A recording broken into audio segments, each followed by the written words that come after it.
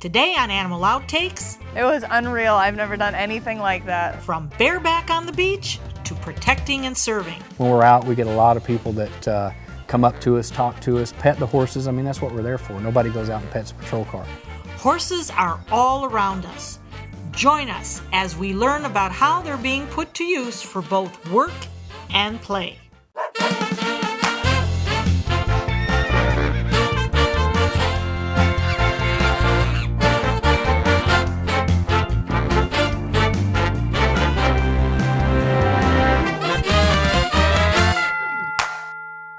Hello and welcome to Animal Outtakes. I'm your host, Marsha Panuce.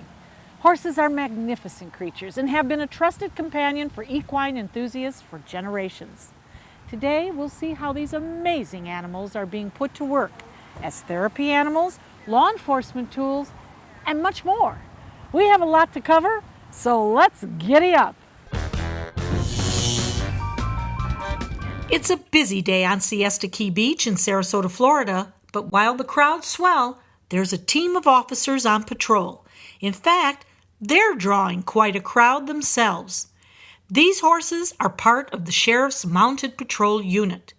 Their supervisor, Sergeant Chris Laster, says having these animals on patrol has a real impact on the community. It really is a great bridge between the public and law enforcement because everybody likes a horse. So it doesn't matter what demographic, what background, people are going to come out and talk to us. Now, how many horses do you have here? Right now we have 10 horses and we have 8 riders. And you know their names? Absolutely. We've got Honor, we've got Patriot, we have Major, and then from that point on we have Sentinel, we have Legacy, we have Freedom, we've got Valor, Charlie, and Justice. Tell us where you get the horses. Okay, well we've had horses from all over the place. Most of them have been locally though. Many of the horses used in the unit have been donated, although Sergeant Laster says they look for some specific qualities in their mounts.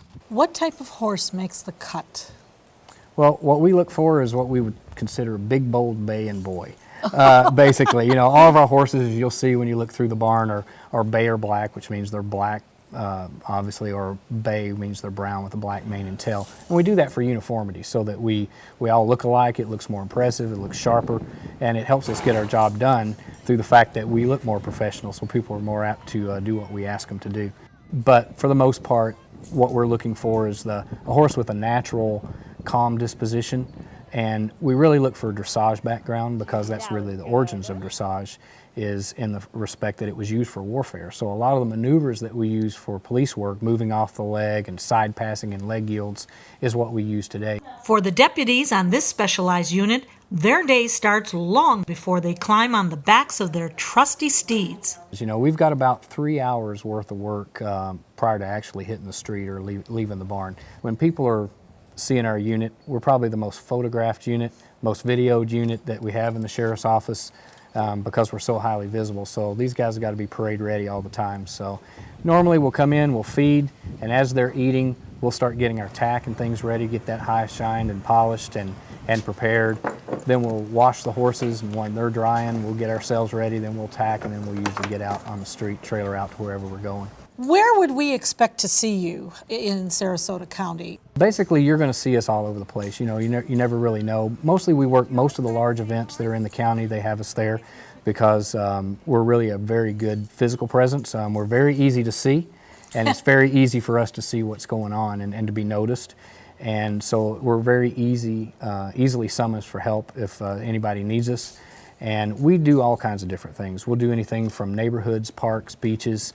While on patrol, the deputies work in pairs, and with these large horses, seeing them on the streets can be rather daunting. Well, you know, the biggest thing is we work in pairs. And the great thing about a horse is it's actually the least aggressive way to make arrests and to interact with the public because they are animal. Most people really like animals. But the other thing is because they are so big, all of our horses are 16 and a half, 17 hands, sometimes 18 hands. And because of that, they're very intimidating.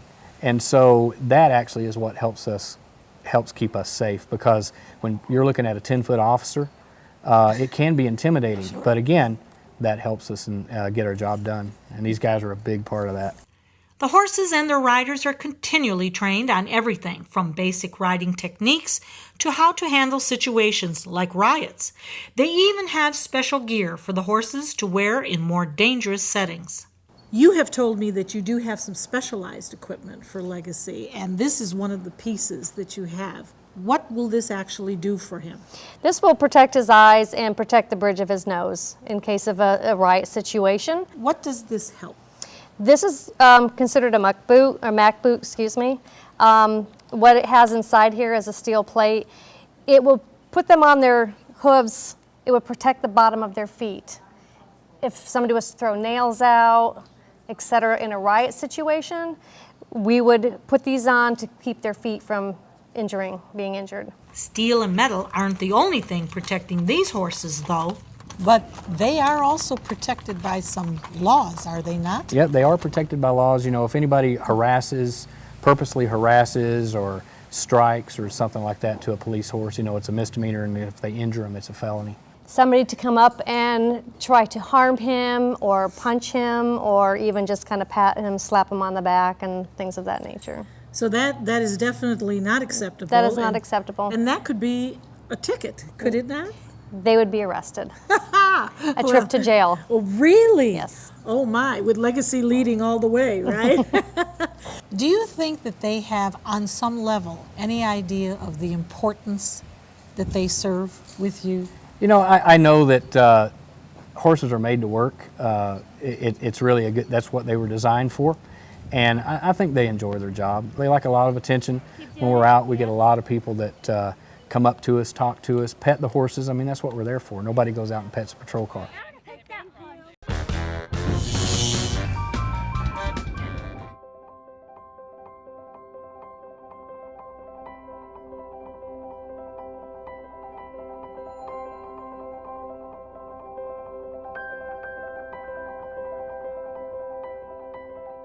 And I've seen, as they say, we see miracles every day where you know, somebody will come in barely able to walk, barely able to sit up straight, and often by the end of the session, they're able to have enough strength to hold him up. And you know that it's just so much goodness that goes into that. These horses have a special mission, and they take great pride in what they do.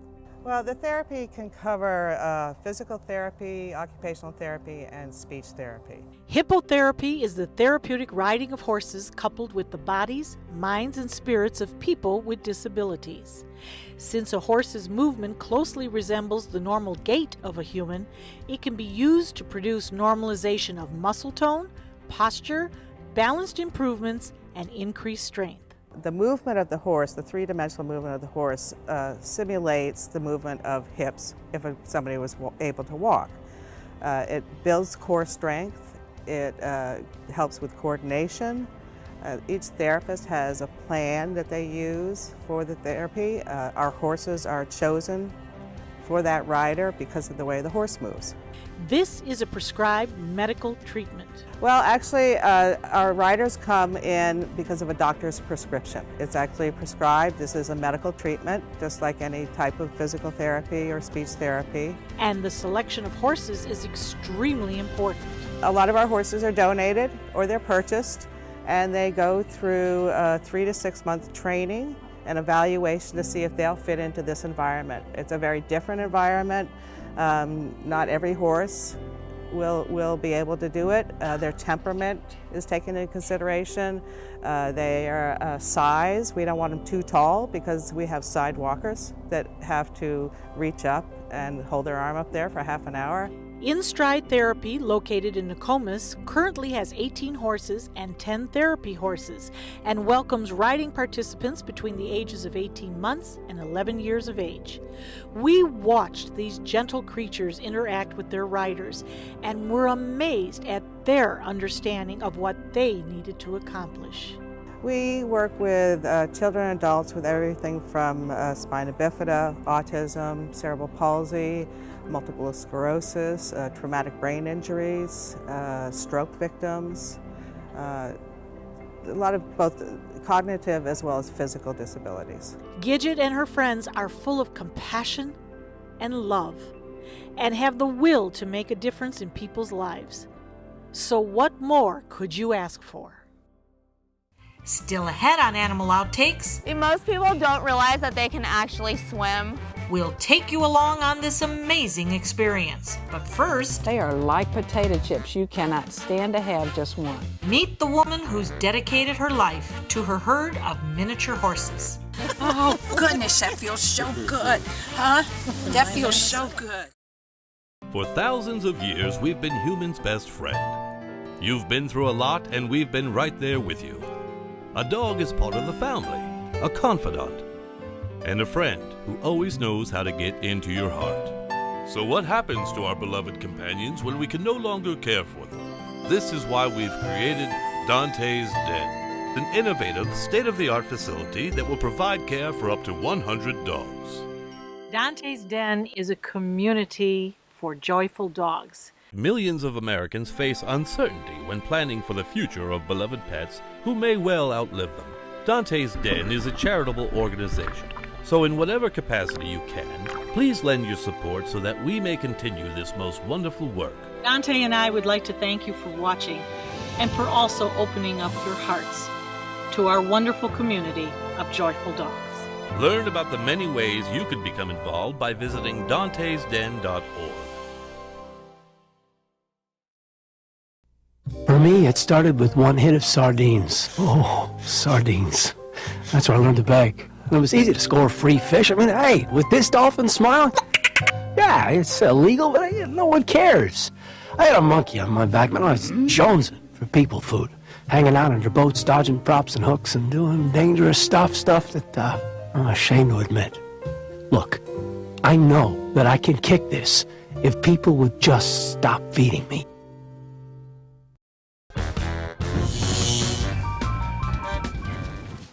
When you enter Fallen Pine Farms in Sarasota, Florida, it doesn't take long to realize you're somewhere special. Judy, this is the most magical place on earth. Why did you decide to do this? Oh my goodness. You know, we had quarter horses here, and my husband saw an ad in the paper for 3 miniature horses. He thought that meant miniature quarter horses. So he called up on the telephone and bought them sight unseen. We take this 8-horse trailer to go pick up 3 little tiny horses. Those people are still laughing at us to this day. Judy Middleton has created quite a home for these horses, all of which are miniatures, standing no more than 34 inches tall. That's less than 3 feet. Miniatures are like a big dog. They'll climb right in your lap, so... And we like that. Yes! It has been more than 35 years since bringing those first miniature horses home. Get a lot of that And here. what is the upkeep for the miniature horse? In today's society, probably your cost is about $30 a month in hay. I don't have a lot of grass here, so I have to hay, and I don't have to, but I do feed them twice a day, a grain, a horse and pony, miniature horse and pony grain. And that's about $20 a bag, and you can feed them for about 40 days on a bag. That's less than a dog. Yes, it is. Less than my big dogs. And what about the hooves? What do you need to do with that? You do need to have a farrier, which is a person that trims, that gives a pedicure just to the horses. You need to have a farrier about once every 6 weeks to 2 months. There are more than 70 horses on Judy's 40-acre farm. While most belong to her, some belong to students who train the horses for competitions. Julianna, you're here with the 4-H. Why did you choose to do this? Well, I've had a love for horses and animals since I was little, and my dad just brought me out one day and I met the horses and I loved them. When you go to the shows, what paces do you put Razzie through? Well, there's different classes that we put the horses in, and there's showmanship, halter, obstacle, and driving. And he probably does the best at showmanship, and it's more like it's all about how you present your horse, how you look, how your horse behaves, how he respects you, and he's really good in that class. So he's a Devo. Yeah. Both Julianna and Ella are out today taking their horses over jumps and through obstacle courses, training for their next competition. Now, I saw you doing something very interesting over here with an umbrella. Can you tell us about it? Well, that's where you come over to this mailbox and you set your horse up. And you try to wave the umbrella around the horse so that at shows it can be very distracting and exciting for a horse. And so sometimes they like to rear and start to kick. And so that's why the umbrella comes in handy, to try to calm them down. Judy actually helped jumpstart the showing of miniature horses, organizing the first show in the state for these pint-sized ponies. I like to show the animals off and show what the horses can do. I started the first miniature horse show in the state of Florida in 1981 at the Sarasota County Fair. How about that? Yeah. That ended up being the first miniature horse show in the southeastern United States. How many winners do you have? We have 94 national champions here. We hold 94 titles, How has Rozzy changed your life? He's made me more understanding and patient, because when we're training them, you can't just say like, hey, don't do that, because they don't understand you. You have to like understand and figure out a way to communicate with them. What is the special characteristic that you attach to, the bond that you attach to with you these? bond quickly to these. They are easy to pet and love, and they love petting and loving. They love scratching like most any horse does. They're just like a big dog, actually. Love just scratching and loving are just really something they just thrive on. I just love spending time with him because he's my favorite horse. And now that I own him, it just makes it very nice to come out here and see him all the time. Would you call him your best friend? Probably. Next on Animal Outtakes, have you ever seen a horse swimming at the beach? We take you on the amazing excursion. Plus, how riding horses is helping cancer patients recover.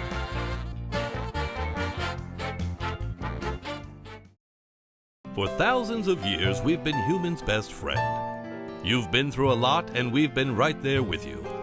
A dog is part of the family, a confidant, and a friend who always knows how to get into your heart. So what happens to our beloved companions when we can no longer care for them? This is why we've created Dante's Den, an innovative, state-of-the-art facility that will provide care for up to 100 dogs. Dante's Den is a community for joyful dogs. Millions of Americans face uncertainty when planning for the future of beloved pets who may well outlive them. Dante's Den is a charitable organization, so in whatever capacity you can, please lend your support so that we may continue this most wonderful work. Dante and I would like to thank you for watching and for also opening up your hearts to our wonderful community of joyful dogs. Learn about the many ways you could become involved by visiting dantesden.org. For me, it started with one hit of sardines. Oh, sardines. That's where I learned to bag. It was easy to score free fish. I mean, hey, with this dolphin smile, yeah, it's illegal, but no one cares. I had a monkey on my back, man. I was jonesing for people food, hanging out under boats, dodging props and hooks, and doing dangerous stuff that I'm ashamed to admit. Look, I know that I can kick this if people would just stop feeding me.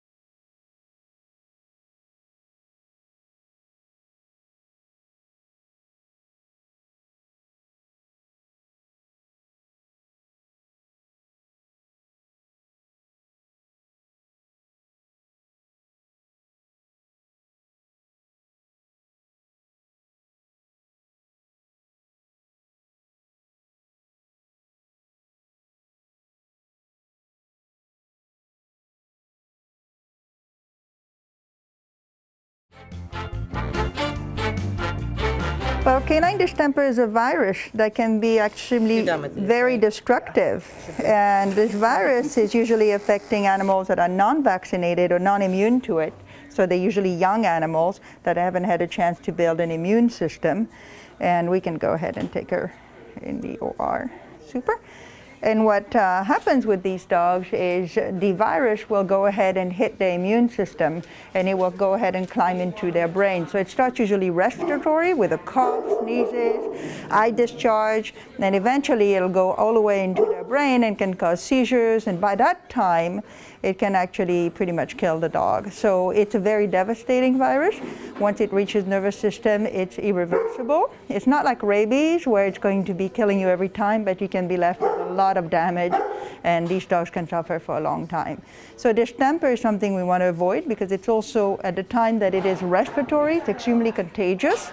If it goes to the brain, at that point in time, it's no longer contagious, but in the respiratory form, it can pass it on to anybody within the environment of a breathing. When you think of the beach, sand, surf, and sun come to mind.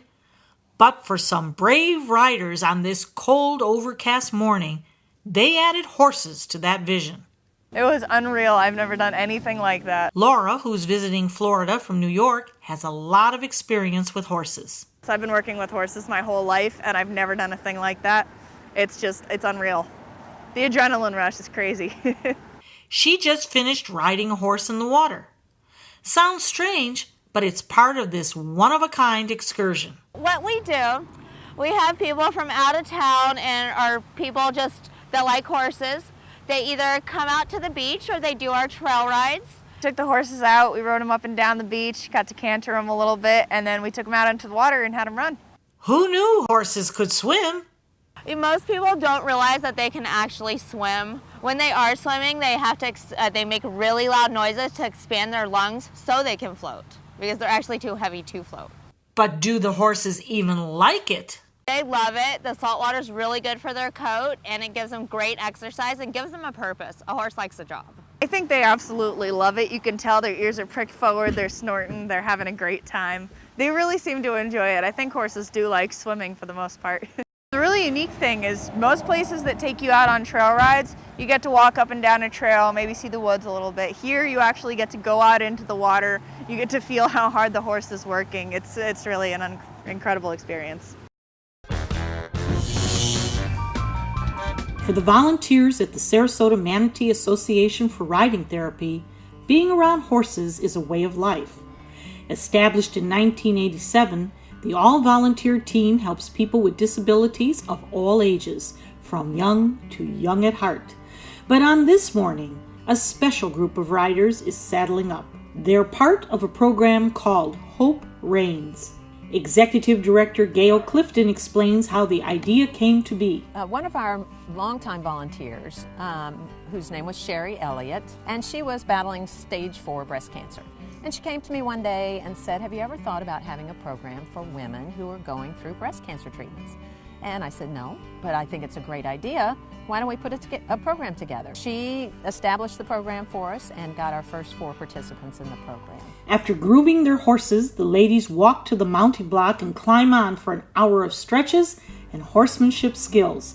But participants like Teresa Gregory say they get so much more out of it than that. It's just the release of energy that you can, you get a chance to be yourself. You don't have to worry about what has happened. It's behind you, and you're able to move forward, and you don't have to think about it, but you get to think about more wonderful things that are much more pleasant. You know, they're able to be with this animal and groom them and connect with them and just give some unconditional love, which they receive back. Today, the small group is working out in the arena, but that's not always the case. The first thing we do is we start off with a big hug.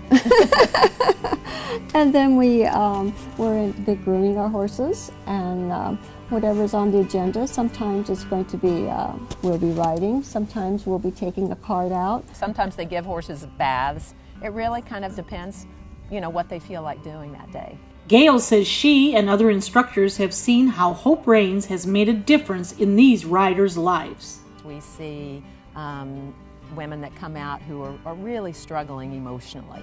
And yet when they come out and they get to groom a horse, even if it's just grooming a horse for the day, they are able to kind of forget about a lot of the stuff that's going on in their lives. Horses have an instinct, animals have an instinct, and they're there to comfort and to guide our paths, and he does a great job of it. There's more Animal Outtakes after the break.